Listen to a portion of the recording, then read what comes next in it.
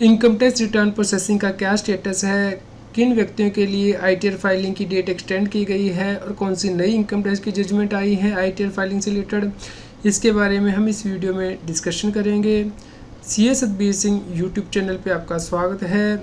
Income tax की compliance करना दिन ब दिन मुश्किल होता जा रहा है क्योंकि इनकम टैक्स बदल रहा है, इसलिए आप हमारे यूट्यूब चैनल को सब्सक्राइब कर लें ताकि आपको रेगुलर अपडेट मिलते रहें। आप हमें व्हाट्सएप चैनल और Telegram channel CA Satbir Singh Taxheal पे भी सब्सक्राइब कर लें। लिंक वीडियो के डिस्क्रिप्शन में भी दिया गया है, कमेंट में पिन किया गया है ताकि आपको इनकम टैक्स के रेगुलर अपडेट मिलते रहें। सरकार ने आईटीआर को फाइल करने की डेट को एक्सटेंड किया है। जो कंपनीज हैं या फिर जिनका टैक्स ऑडिट हुआ है इनकम टैक्स एक्ट के अंतर्गत या किसी और एक्ट के अंतर्गत, या जो पार्टनर है किसी पार्टनरशिप फर्म में जिनका टैक्स ऑडिट हुआ है, उन्हें अब अपनी इनकम टैक्स की रिटर्न 15 नवंबर 2024 तक फाइल करनी है। पहले डेट 31 अक्टूबर 2024 थी, अब इसे एक्सटेंड कर दिया गया है। इनकम टैक्स पोर्टल पे लॉगिन करते हुए अभी भी टैक्स पेयर को बहुत सी प्रॉब्लम आ रही है, इसलिए ऐसे टैक्स पेयर जिनकी के रिटर्न फाइलिंग पेंडिंग है वो जल्द से जल्द इनकम टैक्स के पोर्टल पे अपनी रिटर्न फाइल कर दें। लास्ट डेट का वेट ना करें, क्योंकि यदि आप ऐसा करते हैं तो आपको लेट फीस और इंटरेस्ट पे करना पड़ सकता है। बहुत से टैक्स पेयर की इनकम टैक्स रिटर्न प्रोसेस हो चुकी हैं। जैसे कि आप देख सकते हैं, अभी हमारे सब्सक्राइबर पिछले 2 महीने से इनकम टैक्स की रिटर्न की जो वीडियो हमारी है वो देख रहा था।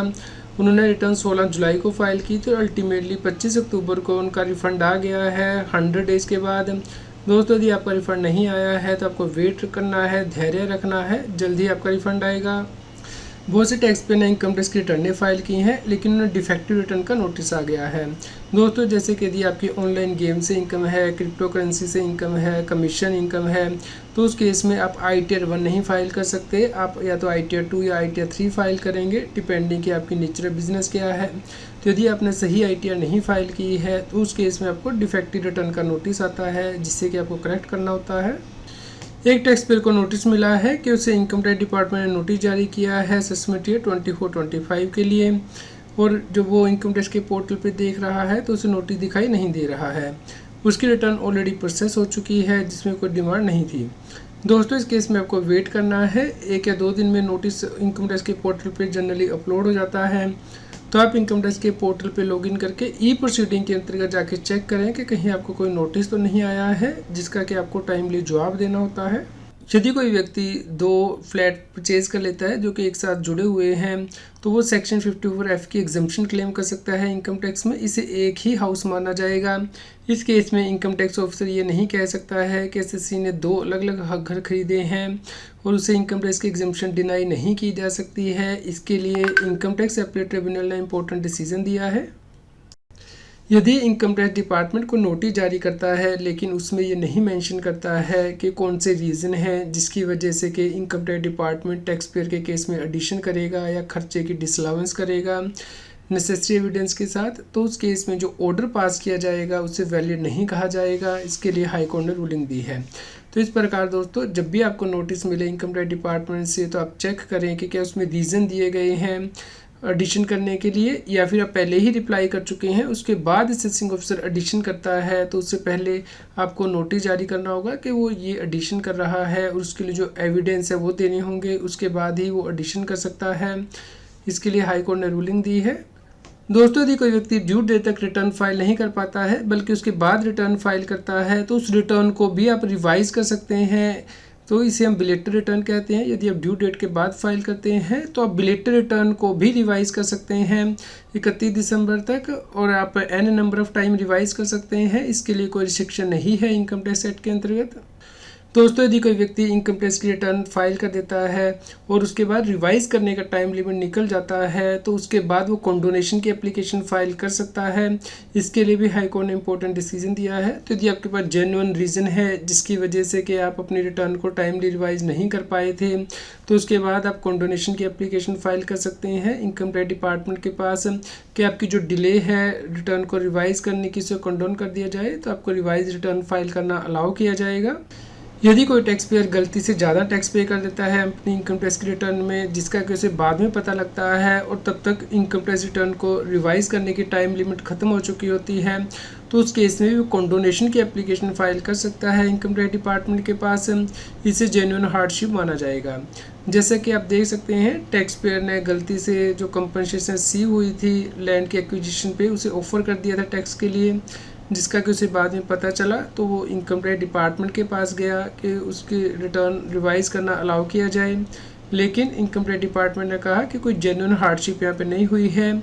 टैक्स पेयर का कहना था कि उसने गलती से ज़्यादा टैक्स पे कर दिया है, तो इस केस में हाई कोर्ट ने कहा है कि जेन्युइन हार्डशिप है और इस केस में इनकम टैक्स रिटर्न को रिवाइज करना अलाउ किया जाएगा। इस प्रकार टैक्स पेयर कंडोनेशन की एप्लीकेशन फाइल कर सकता है इनकम टैक्स डिपार्टमेंट के पास। यदि कोई टैक्स पेयर अपनी प्रॉपर्टी को सेल करता है, उससे एडवांस मिलता है, उसके ऊपर टीडीएस कटता है, लेकिन वो टीडीएस का क्रेडिट क्लेम करना भूल जाता है, क्योंकि उसे लगता है कि जब प्रॉपर्टी को सेल दिखाएगा उसी वक्त ही टीडीएस क्रेडिट क्लेम करना है, तो ये जेन्युइन एरर मानी जाएगी और इसके बेस पे वो अपनी इनकम टैक्स रिटर्न रिवाइज कर सकता है। इसके लिए हाई कोर्ट ने इम्पोर्टेंट रूलिंग दी है। तो दोस्तों, यहाँ पे आपको ध्यान रखना है कि यदि आपका प्रॉपर्टी का एडवांस पे टीडीएस कटा है, तो आपको उस टीडीएस को कैरी फॉरवर्ड करना होता है अपनी इनकम टैक्स रिटर्न में, क्योंकि जब आप प्रॉपर्टी की सेल दिखाएंगे जिस साल में, उस साल ही आप उसका टीडीएस क्रेडिट क्लेम कर सकते हैं। तो आपको पिछले सालों में उस टीडीएस क्रेडिट को कैरी फॉरवर्ड करना होता है। यदि आप ये कैरी फॉरवर्ड करना भूल गए थे, तो आप कंडोनेशन की एप्लीकेशन फाइल कर सकते हैं इनकम टैक्स डिपार्टमेंट के पास, और इनकम टैक्स डिपार्टमेंट को इसे अलाउ करना होगा क्योंकि जेन्युइन एरर की वजह से हुआ है। यदि कोई टैक्स पेयर अपनी इनकम टैक्स की रिटर्न को फाइल करते हुए कोई टाइपोग्राफिकल मिस्टेक कर देता है, तो इसके लिए वो रेक्टिफिकेशन की एप्लीकेशन फाइल कर सकता है। जैसे कि टैक्स पेयर को 4,97,370 सैलरी इनकम दिखानी थी, लेकिन उसने गलती से 53,97,370 इनकम दिखा दी, जिसकी वजह से कि उसकी टैक्स डिमांड आ गई। तो यहाँ पे टैक्स पेयर ने अपना फॉर्म नंबर 16 प्रोड्यूस किया, लेकिन फिर भी इनकम टैक्स डिपार्टमेंट ने रेक्टिफिकेशन अलाउ नहीं की। तो इस केस में इनकम टैक्स अपील ट्रिब्यूनल ने कहा कि इस केस में जेन्युइन मिस्टेक हुई है आईटीआर को फाइल करते हुए, इसलिए इनकम टैक्स डिपार्टमेंट को रेक्टिफिकेशन अलाउ करनी होगी। तो इस केस में 4 साल के अंदर रेक्टिफिकेशन करवा सकते हैं। दोस्तों, 25 अक्टूबर को 1,64,000 से ज़्यादा रिटर्नें प्रोसेस हुई हैं और 24 अक्टूबर को 1,57,000 से ज़्यादा इनकम टैक्स की रिटर्न प्रोसेस हुई है। टोटल रिटर्नें 7,52,00,000 प्रोसेस हो चुकी हैं। यदि आप पिछले 66 दिनों का डेटा देखते हैं तो 2,58,00,000 से ज़्यादा रिटर्नें प्रोसेस हुई हैं। ऑन एन एवरेज हर रोज़ 3,91,000 रिटर्नें प्रोसेस हो रही हैं।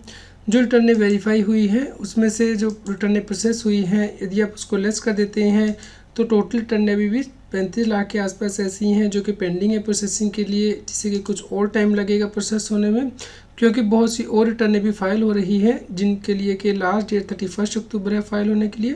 25 अक्टूबर तक 8 करोड़ से ज़्यादा रिटर्नें फाइल हो चुकी हैं और 7,88,00,000 से ज़्यादा वेरीफाई हो चुकी हैं, 7,52,00,000 से ज़्यादा प्रोसेस हो चुकी हैं। इस प्रकार ऑलमोस्ट 96% रिटर्नें प्रोसेस हो चुकी हैं और सिर्फ 4% रिटर्न ही पेंडिंग है प्रोसेसिंग के लिए। उम्मीद करते हैं आपके लिए न्यूज़ यूज़फुल रही होगी। कृपया लाइक करें और शेयर करें ताकि सभी लोगों तक ये जानकारी पहुंच पाए और वो इनकम टैक्स की कंप्लायंस कर पाएँ। यदि आपको कोई क्वेश्चन हो तो आप हमें कमेंट करके ज़रूर बताएं। इनकम टैक्स की और अधिक जानकारी के लिए आप CS अदबी सिंह यूट्यूब चैनल पर जाके प्लेलिस्ट में जाके टॉपिक वाइज प्लेलिस्ट देख सकते हैं कि इनकम टैक्स में कौन से नए बदलाव हो रहे हैं, जैसे कि इनकम टैक्स अपडेट के अंतर्गत या फिर डायरेक्ट टैक्स कोड के अंतर्गत। रेगुलर टैक्स अपडेट के लिए इस चैनल को सब्सक्राइब करें। आप हमें टेलीग्राम ऐप CS अदबी सिंह टैक्सिल पर ज्वाइन कर सकते हैं ताकि आप GST और इनकम टैक्स के रेगुलर अपडेट अपने मोबाइल पर ही प्राप्त कर सकें।